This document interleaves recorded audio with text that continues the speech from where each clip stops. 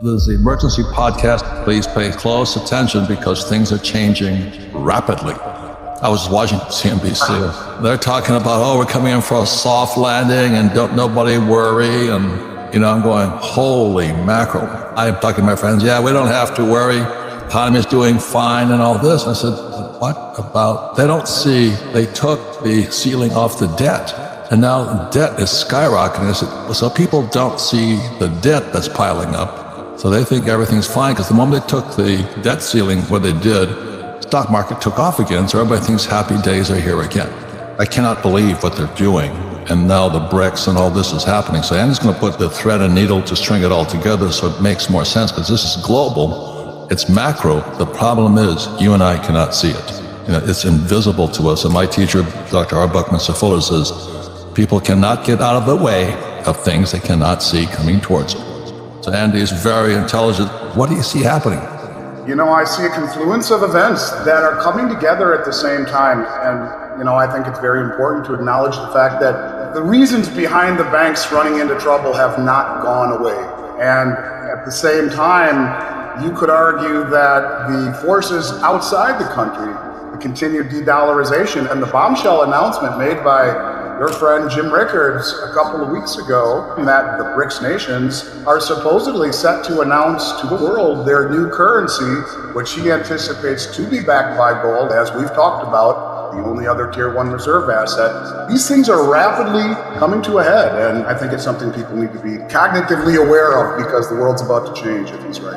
And the reason this is so important is, number one, Jim Rickards is a man who has seen it from the inside in. He was with LTCM, Long-Term Capital Management, that collapsed.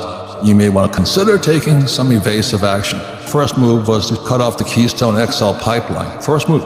And that sent inflation. I sell hard oil. I don't have oil stocks, I have oil. So oil went from $30 a barrel to $130. Inflation went through the roof, and Biden blamed Saudi Arabia for it. And the American people, we have such a great leader.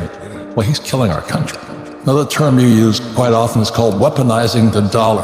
How did we weaponize a dollar?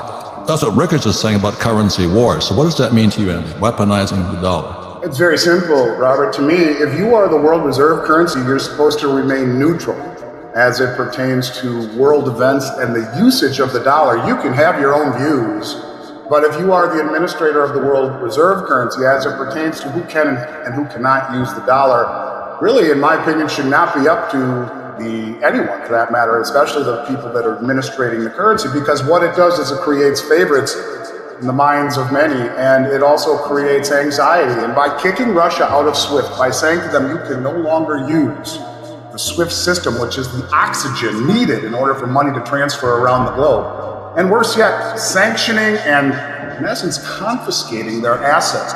We have created an environment where instead of just being the administrators in an impartial manner of the world reserve currency, now we are telling the world who can and who cannot use it. And I think that has created the incentive for many, many other countries around the world to strongly consider breaking free from the Western system and taking a look at what the BRICS have to offer.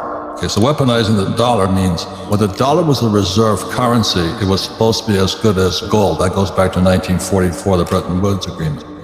So it's supposed to be neutral, like just gold. And that's what the reserve currency of the world meant. And since we were supposed to be neutral, everybody's supposed to be able to trade back and forth using the dollars. And this is what Jim Rickards was talking about in currency wars.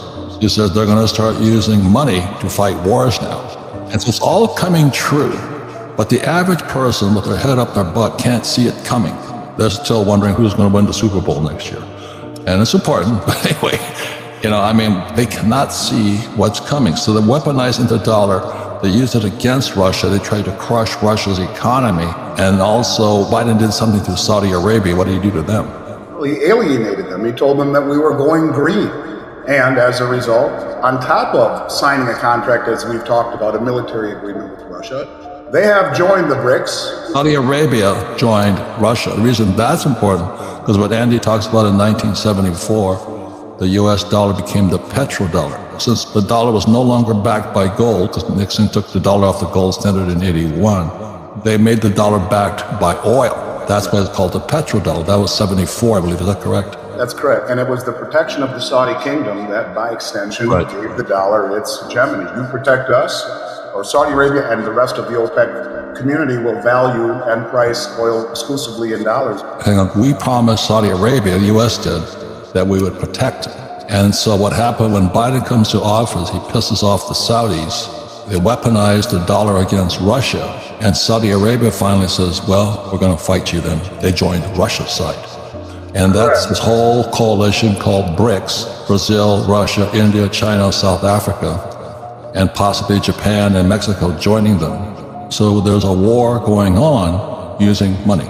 Absolutely, 100%. And not only using money, I think pushing away the one entity, that being Saudi Arabia, that gives the dollar its unique standing on the globe, telling them that we don't need them anymore, we are going green.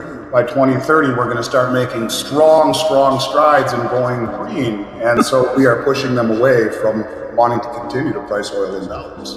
I mean, there's no way. I mean, you can talk about oil, and you can talk about air, you can talk about coal, you can talk about solar, but we're still going to be using oil for quite a while yet, because oil is, my degree is an ocean transportation minor in oil from Kings Point Merchant Academy. And what we were taught at the academy was that civilization runs on energy.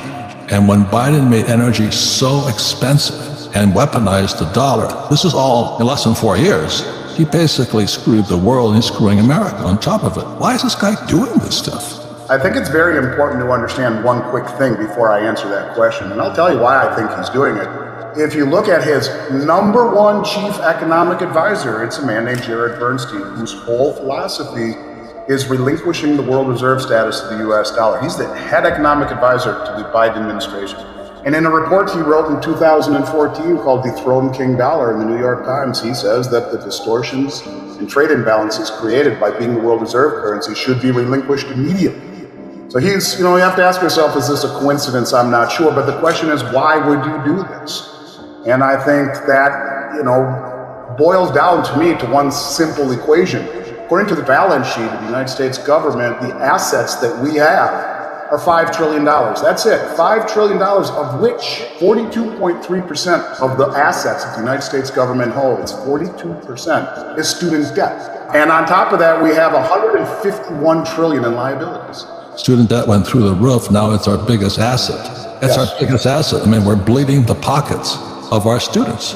41% of the assets of the land of the free represents 41% of all the assets of this country is on the backs of our children. And that's $5 trillion in assets backing $151 trillion in liabilities. And so the question becomes, how do you pay that off? It's not possible. What I've studied in Austrian economics tells me that every time you see inflation throughout history, it's an increase in the money supply. And that's exactly what we have done over the last several years, printed more money than in the history of the country preceding it, creating these problems, these distortions. Question is, how do you ever print yourself out? How do you get out of 151 trillion in debt with 5 trillion in assets? How long is a trillion seconds? 31,688 years ago. You've got Neanderthals walking the plains of Europe a trillion seconds ago, and we are $151 trillion. And so the question becomes, going back to this reset, how much of this is intended when the top economic advisor to the administration advocates this? And the two things that you could do if you wanted to lose the reserve status, the only two things you need to do: push Saudi Arabia away, weaponize the dollar, make everyone think, are we next? If we don't fall in line with what they want, are they going to take our stuff? That's like a bank. You have a house and says, guess what? We're going to pull your loan. And you're going to lose your house now. That's kind of the meaning of weaponizing the dollar. And I'd like to add one other piece to that. What do people say backs the dollar's value? Forget about oil. It's the full faith and credit in the U.S. system. Well, in terms of credit, we are insolvent and broke. We're $145 trillion in the hole compared to assets versus liabilities. And in terms of faith, I'll just simply say, how many people trust this country just simply upon looking at the way justice is perhaps not equally distributed, just looking at our current and previous administration, without even going down that hole? The world notices this. There are a lot of people who have come to this country seeking a better life, largely because they believe that you have a justice system that looks at everyone equally. and opportunities for success. And I think that really, when you talk about trust, and you talk about trust of the West versus what the BRICS are trying to do, I'll just simply say this. If Jim Rickards is right, and I believe he is, I've been saying it for 3 years, and they issue a gold-backed currency and use the distributed ledger technology that the Chinese have mastered over 4 or 5 years with their digital yuan. Ledger technology is also known as blockchain. So you show what every country that has signed up for the BRICS is going to peg to the blockchain. And if you do it right and have it audited by independent auditors, you now have trust. And in other words, trust is not in our past, it's not in our words, it's not in any of this. Trust in terms of the BRICS. Maybe people don't trust China and Russia so much, but trust is gold and immutability of a blockchain. And if you have it independently audited, you immediately have gained a large portion of the world's trust in a system that is sorely lacking trust these days when we look westward to us. China's already using blockchain. They're going to, the possibility or what you think is coming is the BRICS, Brazil, Russia, India, China, South Africa, possibly Japan and Mexico are going to say, we're going to shift to a gold-backed yuan. And my question to us, all over the world, what does that mean to the dollar? You and I, who our mortgages are based in dollars, our credit card, our car payments, our paychecks are in dollars. You're calling for a thing called a reset. So we heard what weaponizing a dollar kind of means. What does reset mean to you? Reset means to me, we realize that by raising interest rates to 5%, we put great strain on the banking system. And you can see that. And you can see if it went up just a little bit more and a little bit more, what kind of strain that would put on the system. A reset to me is an environment where a decade plus of suppressed interest rates and easy money created massive distortions in asset prices. That's the recent past, since 2008. Correct. So we've had massive distortion in asset prices that have pushed prices stratospherically high. One should question whether or not price discovery is valid anymore, and I don't think it is in this environment. When it will be is when interest rates rise high enough. Going back to the comment of it being Putin's inflation, to me they were looking for a villain to cast away the focus of what the Federal Reserve has done by creating so much money and suppressing interest rates and creating these distortions. To me, the villain now, by pushing Saudi Arabia away, by weaponizing the dollar, making everyone think, hey, maybe we should switch teams, maybe they're focused on us next. They have created an environment where the rest of the world, if indeed Jim is right, and they issue a currency backed by gold, and at the same time, Saudi Arabia says, you know what, we're going to take the new BRICS currency for oil. We're no longer accepting dollars. And that's not so far-fetched. Hey, Iraq just made trading in dollars illegal, punishable by prison. And so when you talk about that possibility, remember, every single country in the world for the last 50 years has had to stockpile dollars to buy oil. If that happens, and now you have a gold-backed currency that is being issued amongst the BRICS nations, and you have all of these countries joining together, which represent north of 80% of human population not going green. We are. And Saudi Arabia says, thanks for the memories, and they dump dollars. Why, yeah, those dollars come home hitting our shores with that tsunami of inflation. And when that inflation hits our shores, the byproduct of it is interest rates spiking. This is not something the Fed would be able to control. This would be the back end of the bond market going straight up, the 10-year, the 30-year, straight up. You can't have 15, 20% inflation with 5% interest rates. In other words, it is an event that would trigger massive inflation and massive spike in interest rates, which is inversely correlated to everything in this country that makes people feel wealthy, stocks, bonds, and real estate. And the best part about it is now you have a villain to point to. Putin, Xi Jinping, and OPEC. And much like calling inflation Putin's inflation, this would be Putin's destruction of the system. And they win. The West wins. Now everything resets. And at the same time, the banks would collapse. Because you have interest rates going to the moon, the banks would collapse. And isn't it interesting that the number 2 advisor to the president is Lael Brainerd, whose whole premise is removal of the banks completely and totally, and all commercial bank accounts transferred to the Federal Reserve in a central bank digital currency. She's a modern monetary theorist. So your top 2 advisors, one gets rid of the banks, one gets rid of the reserve currency. Is it coincidence? I don't know. Look what's happening. And once again, ladies and gentlemen, it goes back to what's our biggest asset? Student loan debt. And the thing that's interesting about all of this is my teacher, Dr. R. Buckminster Fuller. He says the problem is humans cannot get out of the way of things they cannot see coming towards them. We're doing our best to make the invisible visible in your mind. We're so screwed up, and we've got to be very careful at this moment. The weaponizing the dollars, the reset, and what can we do, most important. To me, the reset is simply a massive increase in interest rates, which will create an implosion of stocks, of bonds, and real estate, which are all coming from very high values, which are inversely correlated to a spike in interest rates. That's really the biggest problem. The reason they were so high in value is because after 2008, what was his name? Bernanke? Was he a Fed chairman or something? Won the Nobel Prize in economics for destroying the world's economy. I mean, what idiot would give that crook a Nobel Prize in economics but another crook? I can't believe this stuff. Interest rates go down, prices go up, and now what goes up is going to come down.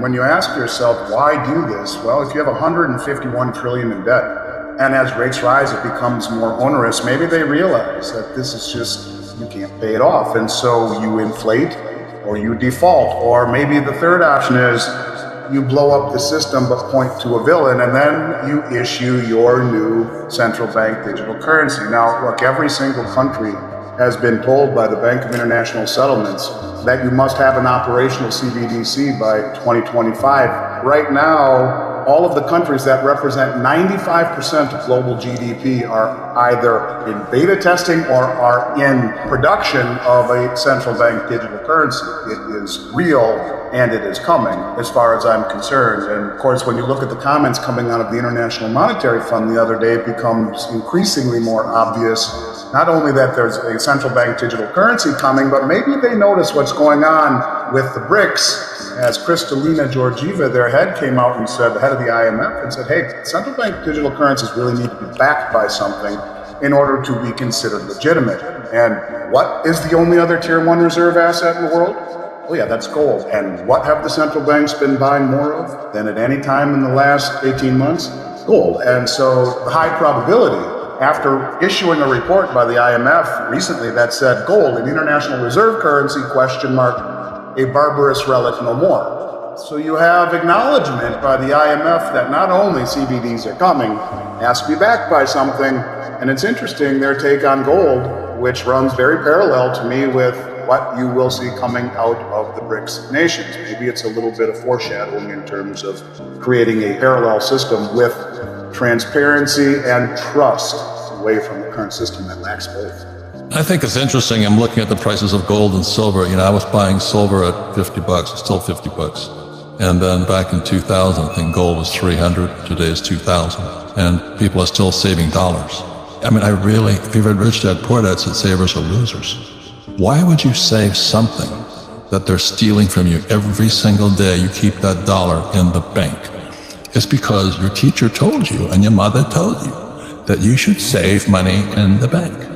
And that's where your money is being stolen. I can't believe how stupid people are. I just cannot believe it. Can't you see what's happening? I mean, can't you go to the supermarket and see the tuna fish that was 50 cents now is $1? And what Andy is saying here, that if and when switched to this global currency, trillions of dollars held in reserve, because the US dollar used to be the reserve currency of the world going back to 1944. Those dollars have to go somewhere, and they're either going to go into gold or they're going to come back to the US. Is that what you're saying, Andy? 100%. It is. And it's interesting that you say, why would you leave money in the bank? Which brings me to another question. You know, Silicon Valley Bank failed. 72 hours before the bank failed, the Fed Chairman Powell came out and said, all is fine. There's no problem. It's reminiscent of Bernanke saying all is fine, and a few days later, the subprime crisis happening. Well, here he said all is fine, but I just want people to think about this for a second. And I don't even know what I'm trying to get at with this, but just simply to talk about risk management and to talk about regulators. Where the hell were the regulators and where was the risk management in the fact that, you Google this and see, it just blew my mind when I saw it, the top 10 checking accounts at Silicon Valley Bank, and these are massive venture capitalist funds there, right, with very strong political ties. The top 10 accounts had $14 billion in them. A checking account? Yes, these are the corporate accounts. And they had $14 billion amongst the top 10 accounts. Now let's just break it down. Number one, FDIC insurance, $250,000. So if you have $1 billion in your bank account, are you stupid enough to leave all of it in a checking account for what amounted to almost 3 years? These accounts since 2020 had been that high, leaving billions of dollars amongst the top 10, just the top 10 in their accounts, and risking all of it to a bank failure. And not only that, how about what were the rates we were getting in checking accounts? Even today, as rates have gone up, but what were they then, 2020, 2021? You're talking less than probably 1/5%. Right. So where were the regulators and where were the risk management saying, why aren't you putting the majority of your money, guys, in 30-day treasuries or 60-day or whatever, and take the risk away from the banks, all of it, instead of having only $250,000 insurance? You have it now, all of it backed by faith and credit of the U.S. government, earning many times the rate that they were returning in a checking account. Just ask yourself why. They could have put it in treasuries, what you're saying. Yes, and I just want to know why this isn't being asked more. $1 billion in a checking account, not insured. You gotta be crazy. I go to college. I went to Wharton. I paid for my college degree. Well, that's how stupid these guys are. I cannot believe it. And not only that, the Fed is supposed to keep track of this stuff. So the Fed knows the massive bank account balances. They track it. They know the largest individual family bank accounts in terms of individuals. They know the largest bank accounts in terms of corporations. They can go to the Fred database and pull this stuff up. But where were the regulators when they see these types of accounts? They're telling all of the banks they don't need to hold any reserves. And to make that a little more clear, during the pandemic, the president told the banks, you do not have to hold any reserves at all. So these banks have nothing in the way of reserves. And every time you make a deposit, it has to be offset with an asset. And the asset that they chose to offset with, predominantly U.S. Treasuries earning 2% or less, and mortgage-backed securities paying 3% or less. Now, I saw today that a 30-year mortgage is 7.5%. So it's lost over 60% of its value. And the 10-year treasury is around 4%. It's lost 50+% of its value. So ask yourself this, if the regulators see these oversized, massive bank accounts, and they're raising rates at the fastest level ever, which puts massive strain on the bank's balance sheets, why is it that 72 hours before all hell breaks loose, they tell us everything is okay? Should we trust the Fed? Should we trust the regulators, the ones who failed to anticipate inflation, and when they finally did acknowledge it, they said it was transitory, and then once they finally did take action, they raised rates so fast that they busted the system? Should they not have been calling up Silicon Valley Bank and saying, hey guys, you got some massive, huge balance sheet problems here. You might want to address this as rates are continuing to rise. Something here, I don't know if it's related to Lael Brainerd and the consolidation of the banks. And why were they bailed out anyway? Because we were told they should be bailed in. We've got the problem, we've got the challenge coming up. This may or may not happen with BRICS in South Africa. And that's called debasing the currency. That's Gresham's law. And Gresham's law states when fake money enters the system, real money goes into hiding. And I saved up bags and bags and bags of real quarters and half dollars and dimes. And unfortunately, my mother spent it. And my rich dad, who was my best friend's father, said to me, that's the reason people are poor. They don't know real money from fake money. And ladies and gentlemen, nothing has changed. And what Andy is saying to you right now is we have trillions in fake, quadrillions in fake dollars ready to come back to America. If you think we've saw inflation, Andy, are you saying we have more inflation coming? Yeah, ask yourself, how do you pay off, in essence, $100+ trillion in Medicare, Medicaid, Social Security, and government military pensions? If you Google Medicare, Social Security shortfall, you'll see somewhere between $70 and $80 trillion just between the two. Government military pensions and Medicaid are also on the docket, amongst other liabilities that are off balance sheet. Most of it owned to the U.S. public. When they find out the garbage that Wall Street sold all these stupid teachers and their pension funds, he says the pensions will come down. We sit here on this, and people are still saying to little kitty, you go to school, you get a job, you work hard, you save money, get out of debt, and save, get that 401k. And the 401k, what Andy is saying, is inflated like this Chinese air balloon floating over the skies right now because it kept interest rates so low. Is that what you're saying, Andy? 100%. And the Great Reset is some rock is going to shoot that balloon down. Yeah, and coming from a much higher level than it otherwise would have been if interest rates would have been let to be set by the market rather than by the central bank, which created the distortions. That's right. But we also have, as Janet Yellen mentioned, speaking of Janet Yellen, that we should expect many more bank consolidations, as she calls it. The 70% ownership of all of those things are held by the regional banks. 70% of the small business loans, 70% of the commercial real estate. A lot of this stuff is going to be reset in the third and fourth quarter at double the cost of money. We should expect a lot of strain and stress on the banks and more consolidations. But this time, I think she's going to let them be bailed in instead of bailed out. And if you think it's crazy then, just wait until that happens. Okay, explain bail in. Part of the anger of bailing out Silicon Valley Bank and Signature Bank was that after the 2008 financial crisis, when the taxpayer was on the hook and bailed out the banks for their aggressive bets, in essence, that was made illegal. And bail in was put in its place. This is what happened in Cyprus. The bank depositors become unsecured general creditors of the bank. If you have $1 million in a Cyprus bank, you now own 1 million shares of Cyprus Bank.